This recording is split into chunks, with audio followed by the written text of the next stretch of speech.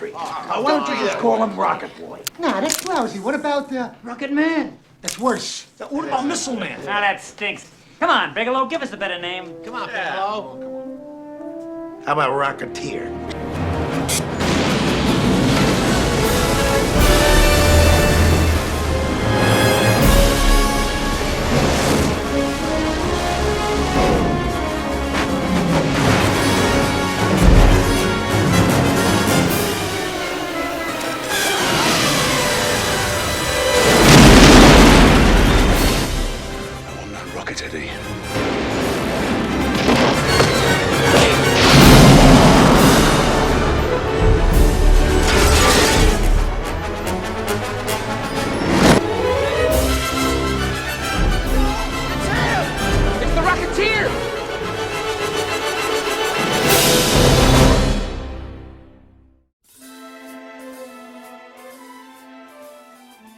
In 1991 saw the release of The Rocketeer. It was unfortunately unsuccessful for Disney and didn't really make much of a profit, but did recoup some money back from strong VHS rentals. The film was based on a 1982 comic by Dave Stevens. The comic was created as a homage to the Saturday matinee heroes of the 30s and 40s. At the time of the film's release, it had competition from Robin Hood, and in the UK I remember Turtles 2 being released around the same time. When I was a kid, it was my birthday and my mum took me to the local MGM cinema. Me and my friends had a choice between The Rocketeer or Turtles 2. We all wanted to see the new Turtles movie because we were all still crazy about them. In hindsight, I should have chosen The Rocketeer. Development of The Rocketeer started as far back as 1983, when Stevens sold the film rights. Steve Miner and William Deere considered directing The Rocketeer before Joe Johnston, a fan of the comic book, signed on. Screenwriters David Bilson and Paul DiMeo had creative differences with Disney, which caused the film to languish in development hell. Johnston had just previously directed Honey, I Shrunk the Kids, and at the time was on good terms with Disney. I believe the film was greenlit with a modest budget of around $25 million, and was increased to around $40 million after Disney had been impressed with the dailies. Johnston wanted to cast an unknown in the lead role as Cliff Secord. The decision to cast Billy Campbell as Cliff caused mixed emotions amongst Disney executives. Director Joe Johnston and creator Dave Stevens believed Campbell was perfect for the role, but Disney wanted an A-list actor. Johnston eventually convinced Disney otherwise. Campbell was not familiar with the comic book when he got the part, but quickly read it in addition to books on aviation. The actor had a fear of flying, but overcame it with the help of the film's aerial coordinator. To ensure his safety, Campbell was doubled for almost all of his flying sequences in a conventional aircraft. Ultimately, a scale model was devised by ILM that was used for all the rocket pack scenes. The story is about a stunt pilot who stumbles across a rocket pack that has been stolen from Howard Hughes and hidden in a biplane in their employer's hangar. They are a little baffled to what it is. They do some tests and realise it's a rocket pack. The mob, who have been hired by Neville Sinclair, a famous actor who is basically Errol Flynn, to locate the rocket pack. Valentine is a little dubious as to why he wants this item, but he refuses to explain in detail and demands they locate it. While Sinclair is on set filming, Cliff Secord visits his girlfriend Jenny, played by the irresistible Jennifer Connelly.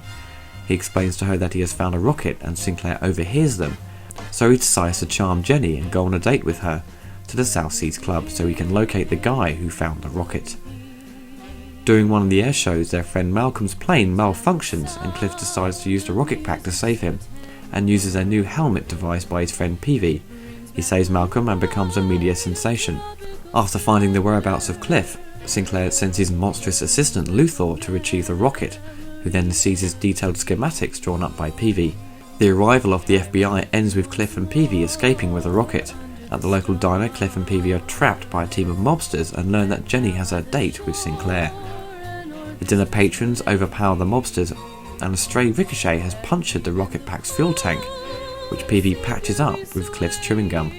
At the South Seas Club, Cliff is nearly trapped by Valentine's gang, but luckily escapes, but loses Jenny and she is kidnapped by Sinclair. The musical score by James Horner is easily one of the highlights of the film. James Horner has gone on to score many popular films such as Braveheart, Titanic, Avatar and The Amazing Spider-Man. He has been accused many times of reusing the same musical cues in his scores, essentially copying and pasting his work in different movies. But from what I've heard, the music in The Rocketeer is all original compositions and easily one of the composer's most interesting scores, and is definitely worth a listen. The special effects in the movie are very much to a high standard, especially the miniatures. The end sequence with the Zeppelin exploding blew me away how real it looked. In HD they still look stunning. The flying sequences are still pretty good. I made a comparison with the effects to the ones in Supergirl the movie in one of my early reviews. I still feel Supergirl had a more impressive design to its flying effects, using front projection instead of blue screen. They used a lot of stop motion for the flying scenes instead of an actor, so you can create a better sense of speed within the frame. Here is some footage discussing the process, with narration by the legendary Christopher Reeve. For those aerial stunts in The Rocketeer that were too complex to execute with stuntmen, director Joe Johnston called on the visual effects experts at Industrial Light and Magic. A miniature model of the Rocketeer was constructed in order to perform these gravity-defying stunts. Here's ILM's Gene Bolte. They couldn't get all the shots of the flying that they had to get with stuntmen. Some of them had to be done in miniature. So what they did was, first of all, take a sculpt of the chap wearing all of his clothes and his rocket pack.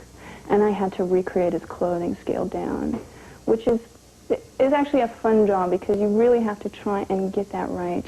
In order to make his leather jacket, I came up with thin latex sheets that I made up so that his jacket had a lot of stretch in it, but got all those beautiful little wrinkles in it when he bends here and all that. And if you don't get that scale right, you won't know maybe what's wrong when you see it on the screen, but it just won't click. It won't work out. An animation technique called stop motion was used to give movement to the miniature Rocketeer. We go over the storyboards with the effects director, who is Ken Ralston.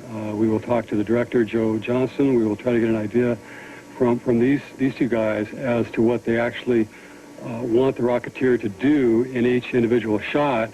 And then basically Peter Dalton will do a motion control program which will have the basic move of the figure through the frame. If he's moving fast or slow, if he's going in and out of frame, if he starts from a couple of miles away to flying right up into the frame.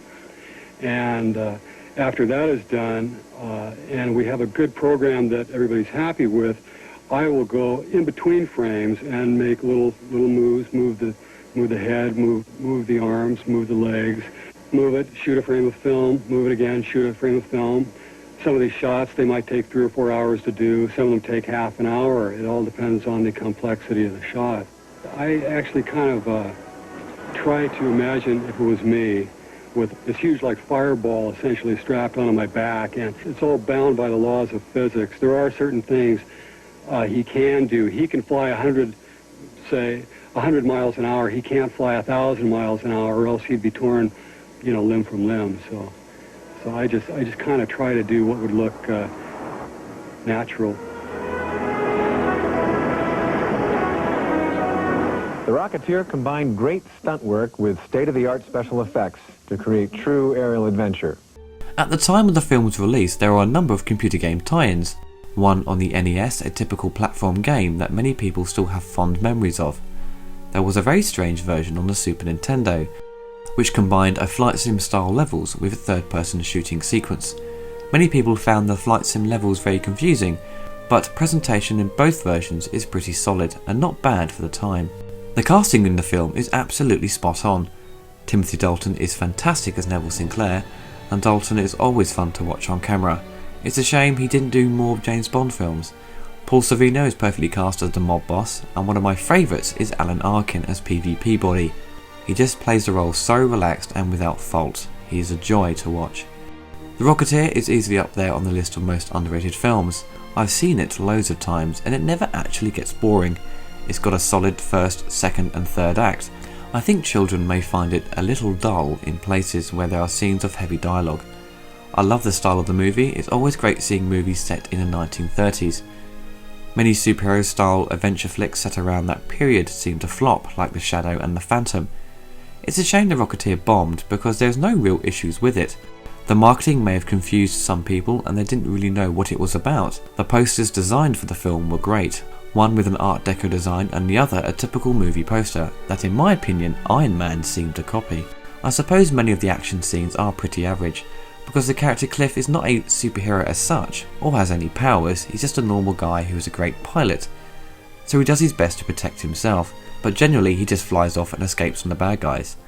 In 2011, Disney celebrated the film's 20th anniversary and did a special presentation of the film with interviews with the stars and crew. For some reason, Disney released a Blu-ray saying it's an anniversary edition with fuck all extras. I imagine people felt ripped off. Most DVDs or Blu-rays, when they are released in special edition forms, you get loads of extras, but nothing with the Rocketeer. Shocking. There was talk of a sequel and some of the actors had signed a contract to do a trilogy, but nothing came to pass due to the failure of the film. I was thinking it must be difficult to come up with a sequel, because the character is a reluctant hero and quite early on he wants to get rid of the rocket pack, but only uses it to save Jenny. I'm sure there are some great scripts written for the sequels, but I would find it difficult to come up with an idea that would warrant making one. Disney is trying to push forward with a reboot, and nothing so far has been announced, such as casting or director. It wouldn't upset me if they did a new one, but the original has dated very well and still holds up. It was this film that got Joe Johnston the job as the director of the recent Captain America feature, so we got the Rocketeer to thank for that. The Rocketeer is a huge cult favourite, and provides solid entertainment, and should not be missed.